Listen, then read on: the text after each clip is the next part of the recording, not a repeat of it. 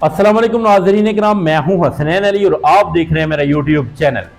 नाज़रीन, ईरान और अमेरिका के दरमियान मुआहदा तय पा गया है और मैं आपको इसकी बहुत अहम तफसीलात बताने वाला हूं। ये मुआहदा क्यों हुआ, असल हकायक क्या है, इस जंग से ईरान ने क्या हासिल किया और अमेरिका ने क्या हासिल किया, इसराइल क्या चाहता था।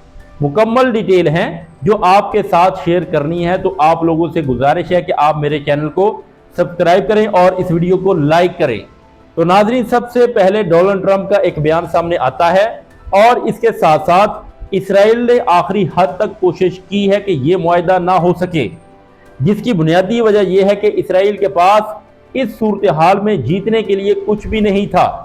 इसराइल ने जितने भी अहदाफ तय किए थे वो हासिल नहीं हो सके, जिसकी वजह से इन्हें शदीद मायूसी का सामना है।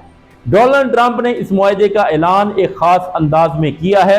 उन्होंने अपने social media platform truth social के ऊपर पैगाम देते हुए कहा कि सबको मुबारक हो, ईरान के साथ मुआहदा तय पा गया है।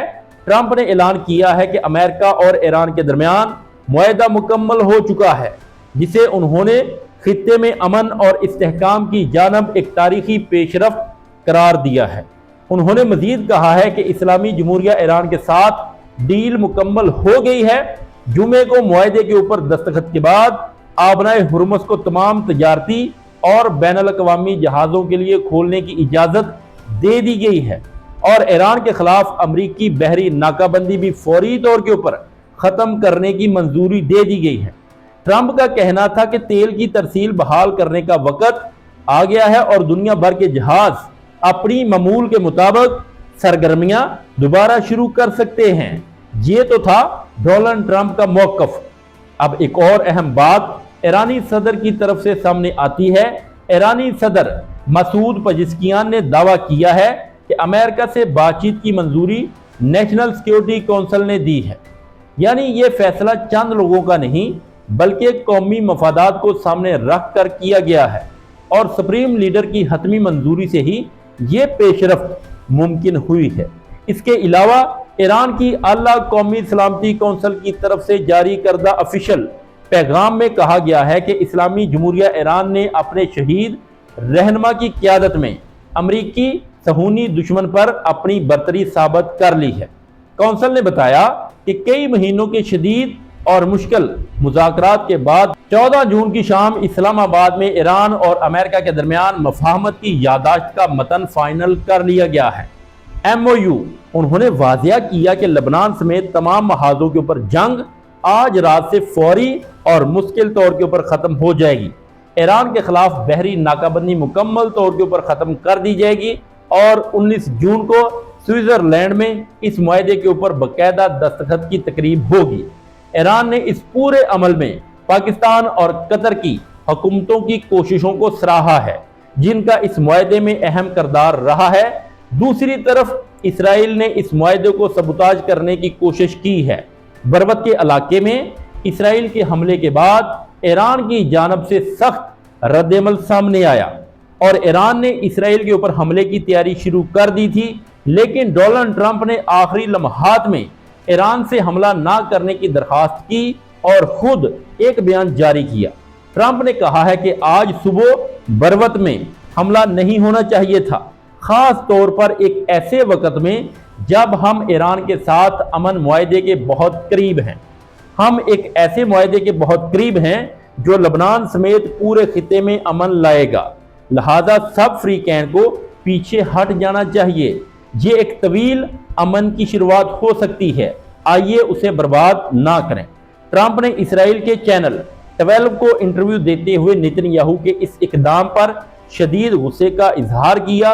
उन्होंने कहा है कि नेतन्याहू ने यह हमला मुआहदे पर दस्तखत से कुछ देर पहले किया, जो कि नामुनासिब है। ट्रंप के मुताबिक हिजबुल्लाह की फायरिंग किसी वीरान इलाके में हुई थी, यानी कि किसी वीरान जगह के ऊपर हिजबुल्लाह ने फायरिंग की थी जहां कोई जानी नुकसान नहीं हुआ। फिर नेतन्याहू को बरबत पर हमले करने की क्या जरूरत थी। ट्रंप ने वादिया किया कि वो नेतन्याहू के इस रवैये से बिल्कुल खुश नहीं हैं, ताहम वो समझते हैं कि ईरान के साथ ये मुआहदा इसराइल के लिए भी अच्छा है, क्योंकि इससे जोहरी हथियारों का खतरा खत्म हो जाएगा, कम हो जाएगा। اب صورتحال یہ ہے کہ یہ دفاعی معاہدہ امریکہ اور ایران کے درمیان ہوا ہے، یعنی یہ دونوں ایک دوسرے پر حملہ نہیں کریں گے، لیکن اگر اسرائیل لبنان کے اوپر اٹیک کرتا ہے اور ایران جوابی کارروائی کرتا ہے تو امریکہ اس جنگ میں خود کو شامل نہیں کر سکے گا، کیونکہ فی الحال امریکہ ایک نئی جنگ کا متحمل نہیں ہو سکتا۔ آخر میں سوال یہ ہے کہ اس جنگ سے امریکہ نے کیا حاصل کیا؟ جنگ کے پہلے دن ڈونلڈ ٹرمپ نے ایرانی عوام سے کہا تھا کہ وہ ان کی حکومت بدل دیں گے اور وہاں جمہوریت لائیں گے، لیکن ایسا کچھ بھی نہیں ہو سکا۔ امریکہ نہ تو حکومت تبدیل کر سکا، نہ ایران کی فوجی طاقت کو زیرو کر سکا، کم کر سکا، اور نہ ہی میزائل یا ڈرون ختم کر سکا۔ امریکہ نے خطے میں اپنی بالادستی کھو دی ہے اور دنیا کا امریکہ پر اعتماد بھی متزلزل ہوا ہے، اعتماد میں کمی آئی ہے۔ اس کے برعکس ایران نے یہ ثابت کیا ہے کہ امریکی ہتھیار ناقابل شکست نہیں ہیں اور اس نے خطے میں اپنی ایک نئی ڈیٹرنس یعنی کہ دبدبا قائم کر لیا ہے۔ اب ایران کی پابندیاں ختم ہو جائیں گی، ان کے منجمد اثاثے بحال ہو جائیں گے اور اسے یورپ سمیت دنیا بھر کے بڑے ممالک کے ساتھ تجارت کے وسیع مواقع ملیں گے۔ مجموعی طور پر دیکھا جائے تو اس پورے عمل میں امریکہ کی نسبت ایران کو زیادہ فائدہ حاصل ہوا ہے۔ آج جو مذاکرات ہوئے ہیں یہ ایک امن کی نشانی ہے اور اچھا ہوا ہے کہ دنیا میں امن قائم ہو چکا ہے۔ ناظرین، ایران فتح یاب ہے، علی والے فتح یاب ہیں۔ ناظرین، اب تک کے لیے اتنا ہی، ملتے ہیں ایک نیکسٹ ویڈیو میں، تب تک کے لیے اللہ حافظ۔